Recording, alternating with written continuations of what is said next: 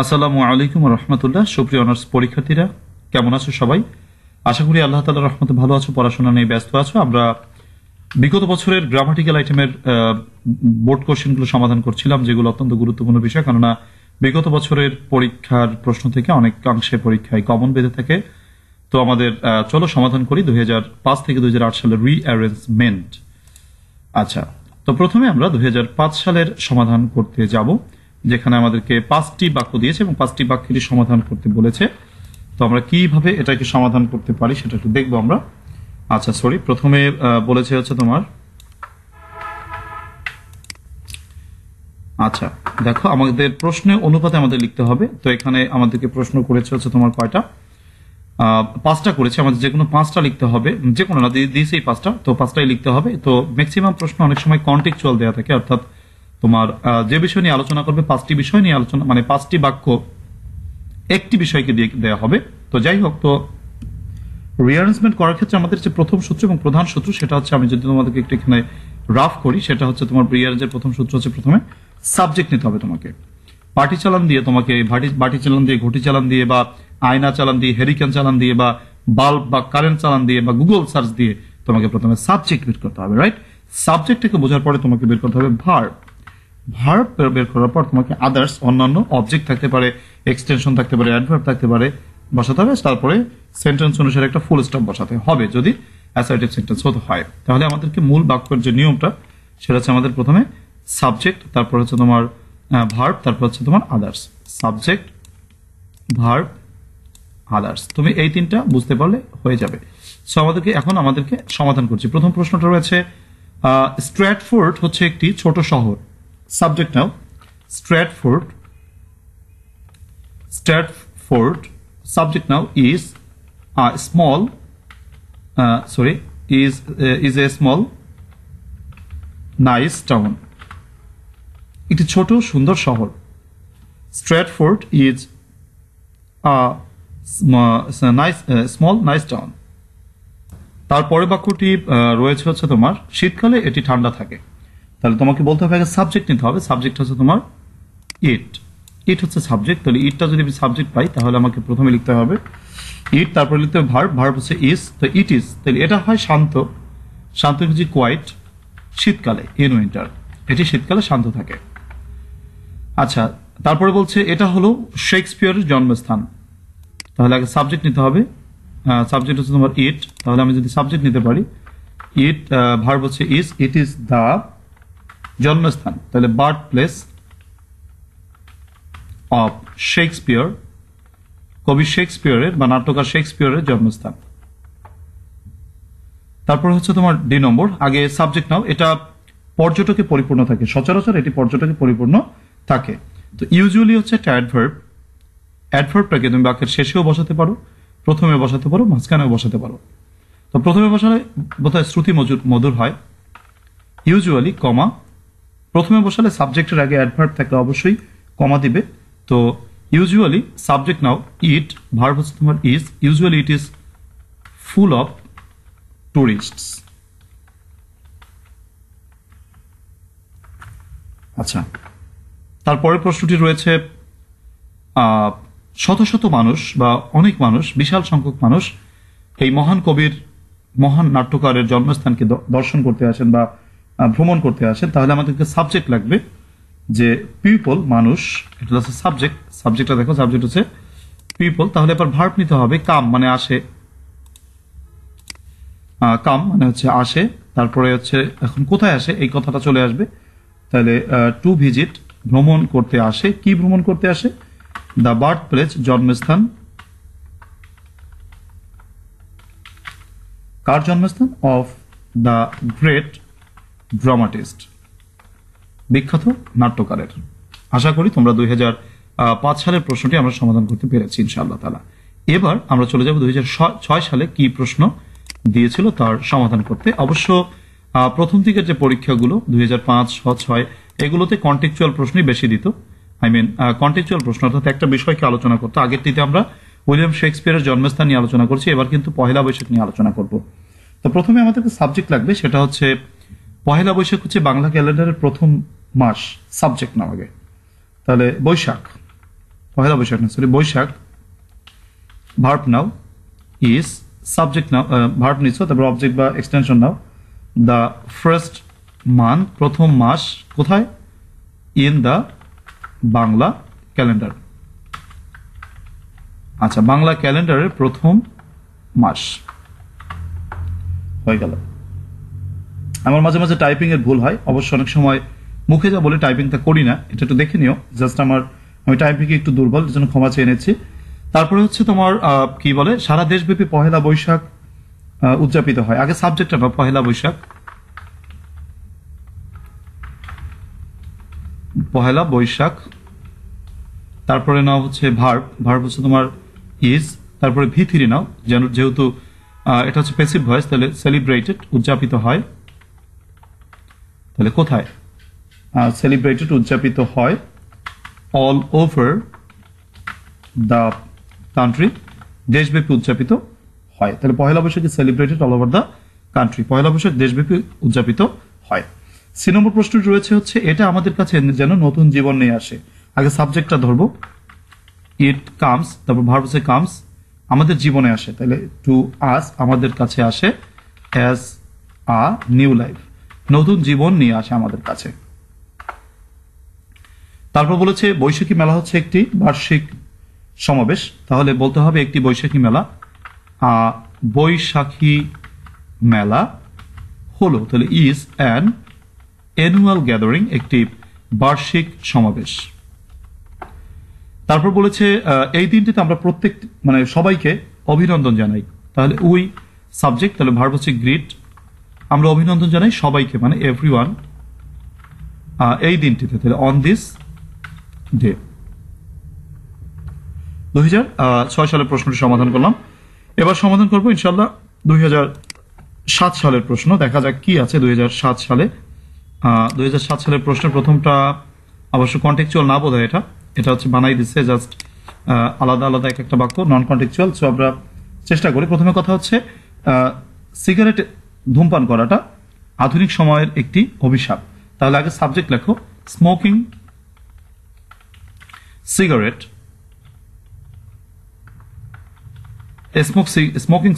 Smoking cigarette খাওয়া হলো, তাহলে ইজ ভার্ব। তারপরে হচ্ছে তোমার আকার্স একটি অভিশাপ, কোন জায়গার অভিশাপ, অফ মডার্ন টাইমস আধুনিক সময়ের একটি অন্যতম অভিশাপ হচ্ছে তোমার সিগারেট স্মোক করা। তোমরা যারা সিগারেট স্মোক করো তারা ছেড়ে দেবে, কেননা এর বিকল্প যদি কিছু পারো, গান শুনতে পারো বা তোমার যেটা ভালো লাগে তুমি সেটা করতে পারো, বাট স্মোকিংটা কিন্তু খুবই ক্ষতিকর। আলহামদুলিল্লাহ আমার বন্ধু অনেকেই ধূমপান করলেও আমি এখনো ধূমপান করিনি এবং নিয়ত নেই যে কখনো করব, এবং নিয়ত আছে ইনশাআল্লাহ কখনোই ধূমপান করব না, বাকিটা আল্লাহ ভরসা। এরপর আমাদের সাবজেক্ট লাগবে, এটি একটি প্রবাদ বাক্য মুখস্থ রাখবে। বি নম্বর হচ্ছে দুঃখের প্রয়োজনীয়তা ও মধুর। আমাদের আগে একটা অদ্ভুত বাক্য, সেটা হচ্ছে সুইট, মুখস্থ করে নেবে। Sweet are the uses of adversity, দুঃখের প্রয়োজনীয়তা ও মধুর। অর্থাৎ মানুষের জীবনে দুঃখ না থাকলে সে তার জীবনকে ঠিকমতো উপভোগ করতে পারবে না, জীবনটা কাকে বলে। অতএব দুঃখ বিলাসী মানুষের পৃথিবীতে অভাব নেই। পরের প্রশ্নটি রয়েছে যে লেজার মানে হচ্ছে অবসর, বিভিন্নভাবে কি বলে এনজয় করা যেতে পারে। আগে সাবজেক্ট নাও, লেজার অবসর লেজার, আর তারপর হচ্ছে তোমার ভার্ব নাও, ভার্ব হচ্ছে তোমার কুড বি, যেহেতু মোডাল বির পর V3 বসবে, তাহলে কুড বির পর V3 enjoy it,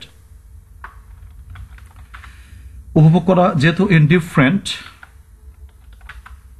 different ways, বিভিন্নভাবে উপভোগ করা যেত। তারপর প্রশ্নটি রয়েছে কি বলেছে যে এক গ্রীষ্মের সন্ধ্যায় আমি খোলা জানালার পাশে বসেছিলাম। এক গ্রীষ্মের সন্ধ্যায়, তাহলে তোমার এক সামার সন্ধ্যায়, তাহলে ইভিনিং, সামার ইভিনিং, এক গ্রীষ্মের সন্ধ্যায়, কমা, যেহেতু আমি সাবজেক্টের আগে অ্যাডভার্ব লিখেছি তার জন্য অবশ্যই কমা দিতে হবে। ওয়ান সামার ইভিনিং, এক গ্রীষ্মের সন্ধ্যায়, সাবজেক্ট হচ্ছে আই, ওয়াজ যেহেতু কন্টিনিউয়াস টেন্স, ভার্বের সাথে ING. Once I was sitting, আমি বসেছিলাম, কোথায় বসেছিলাম, যে পাশে মানে বাই, একটি খোলা জানালার পাশে, তাহলে বাই অ্যান কি বলা যায়, ওপেন উইন্ডো, এক খোলা জানালার পাশে আমি বসেছিলাম। আচ্ছা ফাইন, তারপরে প্রশ্নটি রয়েছে ই নম্বর, যে তখন একটি ট্যাক্সি রোডে স্লোলি আসলো, তখন আগে লিখে নেবে, দেন একটি ট্যাক্সি, তাহলে সাবজেক্ট নাও আর ট্যাক্সি, তারপর ভার্ব নাও, কেম ডাউন আসলো, কোথায় আসলো, দ্য রোড রাস্তায়, স্লোলি আস্তে আস্তে। এই হচ্ছে আমাদের মোটামুটি 5টি বাক্য 2007 সালে যে প্রশ্নটি এসেছে তার সমাধান করলাম। আমরা পরবর্তী 2008 সালে চলে যাব। 8 সালে কি দিয়েছে আমরা দেখবো। 8 সালে কিন্তু 5টি দেয়নি, 8 সালে দিয়েছে তোমার 7টি, এবং এই 7টি প্রশ্ন থেকে তোমাকে যে কোনো 5টি প্রশ্নের উত্তর করতে বলেছে। আমরা চেষ্টা করি কি বলেছে এখানে, দেখা যাক।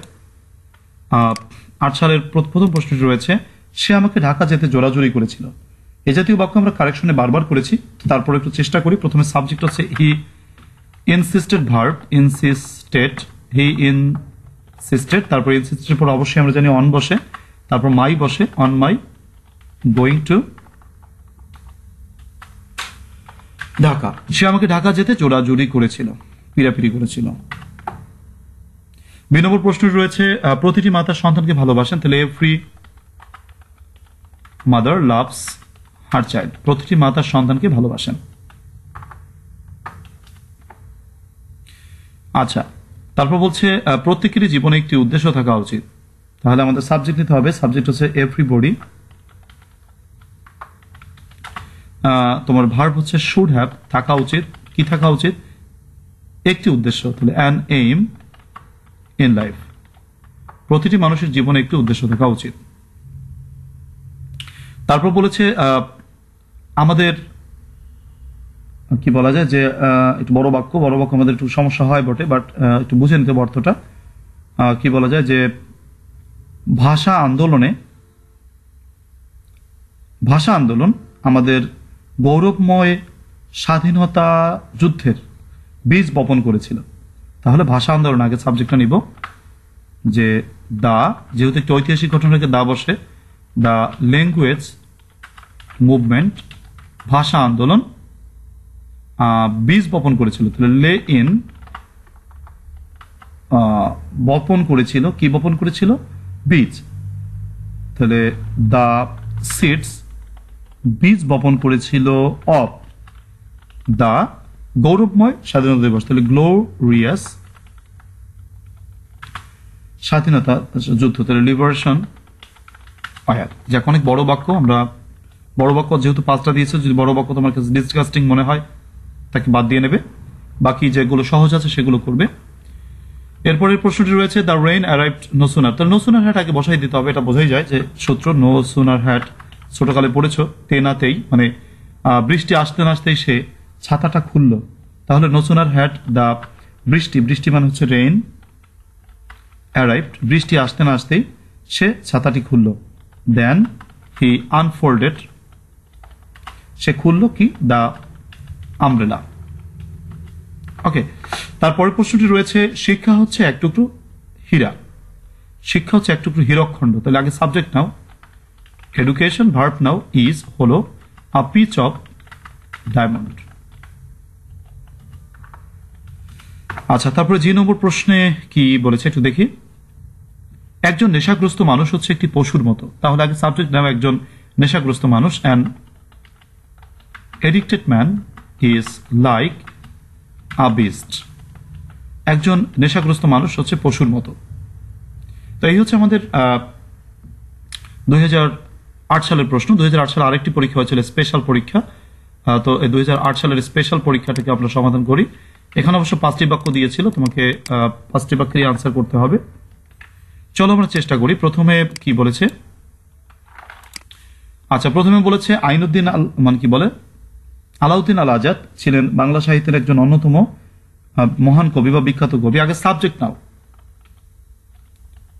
আলাউদ্দিন আল আজাদ, ভার্ব নাও ইজ, তারপরে পরিচয় নাও, ওয়ান অফ দ্য, তাহলে গ্রেট পোয়েটস, অন্যতম একটি মহান কবি অফ বাংলা লিটারেচার, বাংলা সাহিত্যের।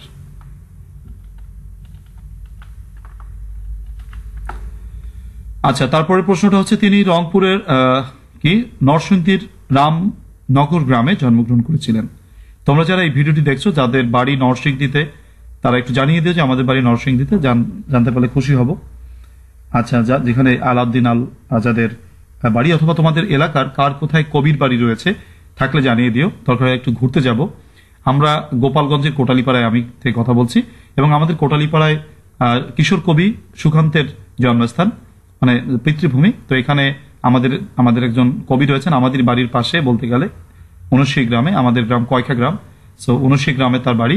সো তোমাদের যদি এলাকায় কোনো কবি সাহিত্যিক থাকে একটু জানিয়ে দিও কমেন্টে। আর যদি মনে করো যে সেলফিশ জানাবো না, সমস্যা নেই, তাতে অসুবিধা নেই। তোমরা সাবজেক্ট নেই আগে যে তিনি রামনগরে একটি নরসিংদীর একটি গ্রামে জন্মগ্রহণ করেছেন। আগে সাবজেক্ট নিতে হবে হি, ভার্ব নিতে হবে ওয়াজ বর্ন, তিনি জন্মেছিলেন কোথায়, ইন রামনগর। এখন রামনগরের পরিচয় দেবো। আমরা জানি যে পরিচয়ের পর একটা কমা বসে, কি বলো সেটা কি, এ ভিলেজ অফ নরসিংদী। আচ্ছা, নরসিংদীর একটি গ্রাম ছিল নরসিংদী।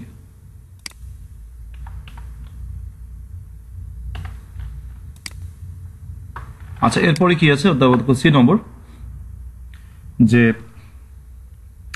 রামনগর তার রামনগরকে নামকরণ করা হয় কার নাম অনুসারে, তার শ্যালক বা দুলাভাই, ব্রাদার ইন ল আর কি মূলত, যে তার বীরশ্রেষ্ঠ মতিউর রহমানের নাম অনুসারে নামকরণ করা হয়েছিল। আগে সাবজেক্ট নিব রামনগর, তারপর হচ্ছে ভার্ব হচ্ছে ইজ, রিনেমড, তারপর হচ্ছে আফটার, কার নাম অনুসারে, তাহলে তার হিজ ব্রাদার ইন ল, তার আইনের ভাই মানে হচ্ছে দুলাভাই বা শ্যালক, তার নাম অনুসারে ল, তার নামটা ছিল কি, বীরশ্রেষ্ঠ মতিউর রহমান। তাহলে বীর শ্রেষ্ঠ মতিউর রহমান। দুই নম্বর প্রশ্নটা হচ্ছে আইনুদ্দিন আল আজাদ বিখ্যাত হয়েছিলেন যখন তিনি ঢাকা কলেজের একজন ইন্টারমিডিয়েটের ছাত্র ছিলেন। আগে সাবজেক্ট নিতে হবে আল আজাদ,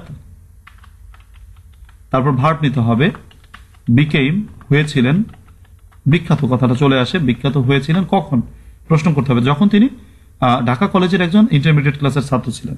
তাহলে হোয়েন, যখন তিনি মানে হচ্ছেন হি, ছিলেন মানে ওয়াজ, একজন ছাত্র, তাহলে স্টুডেন্ট কোথায়, তোমার স্টুডেন্ট অফ ইন্টারমিডিয়েট কথা রয়ে যায়, ইন্টারমিডিয়েট,